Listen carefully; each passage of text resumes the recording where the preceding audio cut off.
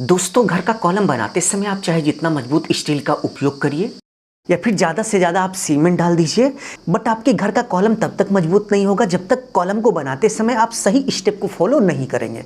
तो चलिए हम आपको दिखाते हैं कि कॉलम बनाते समय आपको किन पॉइंट का जरूर से जरूर ध्यान देना चाहिए जिससे आपके घर का कॉलम पर्याप्त मजबूत हो। तो चलिए एक एक करके फुल इन्फॉर्मेशन आपसे शेयर करते हैं। तो सबसे पहले यदि हम कॉलम स्टील की बात करें, यदि आप ग्राउंड फ्लोर और फर्स्ट फ्लोर यानी कि 1 से 2 मंजिला घर का कॉलम बना रहे हैं तो कॉलम बनाते समय आपको कॉलम का जो साइज है वो 9 इंच बाई 9 इंच रखना चाहिए और इसके साथ साथ कॉलम में आपको 4 स्टील बार का उपयोग करना चाहिए। कुछ इस तरीके से 4 स्टील बार आपको लगानी है और स्टील बार का जो डाया है आपको 12 mm यानी कि 4 सूता रखना है। सेकेंड, यदि आप 3 से 4 मंजिला घर बनाना चाहते हैं तो उस सिचुएशन में आपको घर का जो कॉलम है वो 9 इंच बाई 12 इंच रखना चाहिए, यानी कि 9 इंच बाई 12 इंच के आपके कॉलम का साइज होगा और कॉलम में आपको 6 स्टील बार यानी कि 6 सरिये का उपयोग करना है और सरिये का जो डाया होगा वो 12 mm होगा।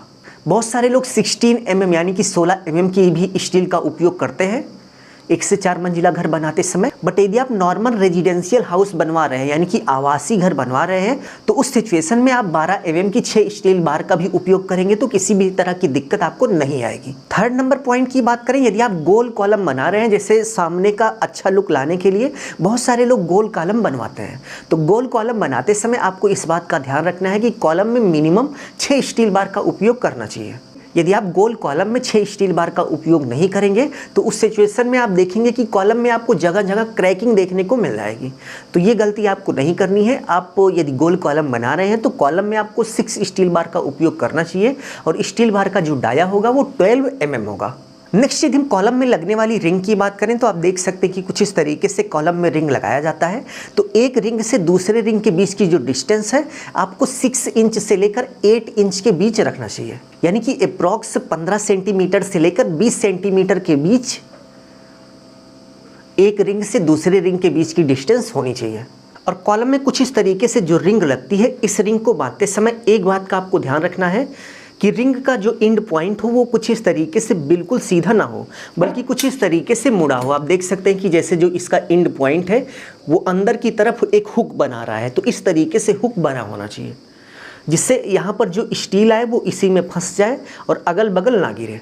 और बारी बारी से इस हुक को कॉलम की प्रत्येक स्टील में आपको फंसाना है। जैसे ये पहली स्टील हो गई, उसके बाद इसका रोटेशन आप चेंज कर देंगे तो दूसरी पे आ जाएगा, उसके बाद फिर इसका रोटेशन चेंज करेंगे तो ये तीसरी पे आ जाएगा, उसके बाद जब ऐसे रोटेट करेंगे तो चौथी पे आ जाएगा। नेक्स्ट पॉइंट की बात करें तो आप देख सकते हैं कि कॉलम बनाते समय कुछ इस तरीके से कंक्रीट बनाया जाता है और कॉलम का कंक्रीट बनाते समय आपको 1:4 रेशियो से कम का कंक्रीट नहीं बनाना चाहिए।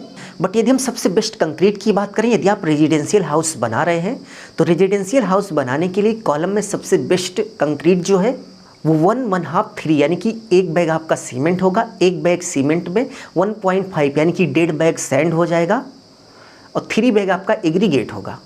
तो 1/2 3 रेशियो का कंक्रीट उपयोग करेंगे तो आपका जो कॉलम होगा वो पर्याप्त मजबूत होगा। नेक्स्ट पॉइंट की बात करें तो आप देख सकते हैं कि कॉलम में कंक्रीट डालते समय आपको कुछ इस तरीके से वाइब्रेटर का उपयोग करना चाहिए। वाइब्रेटर का उपयोग करने से कॉलम की जो कंक्रीट होती है वो अच्छे से बैठ जाती है जिससे कॉलम सबसे ज़्यादा मजबूत होता है। बहुत सारे लोग रॉड से जो है कंक्रीट की कुटाई करते हैं, तो भाई रॉड से थोड़ा बहुत तो हो जाता है बट 100% नहीं हो पाता। तो ऐसे में कॉलम की ढलाई करते समय आपको कुछ इस तरीके से वाइब्रेटर का उपयोग करना चाहिए। ये सबसे इम्पॉर्टेंट वर्क है। अगर आपने वाइब्रेटर कॉलम में नहीं लगवाया तो आप ये मान के चलिए कि आपके कॉलम की जो मजबूती है वो कई गुना कम हो गई। नेक्स्ट, कॉलम बनने के बाद आपको कुछ इस तरीके से कॉलम की तराई नहीं करनी है, इससे आपके कॉलम को पर्याप्त मजबूती नहीं मिल पाती, बल्कि कुछ इस तरीके से कॉलम पर आपको जूट का बैग लपेट देना है। जूट का बैग लपेटने के बाद स्टार्टिंग के 7 दिन तक आपको कम से कम 3 बार, गर्मी के मौसम में 3 बार जरूर से ज़रूर तराई करनी है। कॉलम में कुछ इस तरीके से जो जूट बैग लगेगा ये सूखना नहीं चाहिए। तो इस वीडियो में बस इतना ही। उम्मीद है आपको बहुत ही अच्छे से समझ में आ गया होगा कि कॉलम बनाते समय आपको किन बातों का ध्यान देना चाहिए। यदि आपको वीडियो अच्छा लगा तो प्लीज़ वीडियो को लाइक करके बेल आइकन प्रेस कर लीजिए जिससे आगे आने वाली अच्छी वीडियो की नोटिफिकेशन आप सभी को मिलती रहे। धन्यवाद।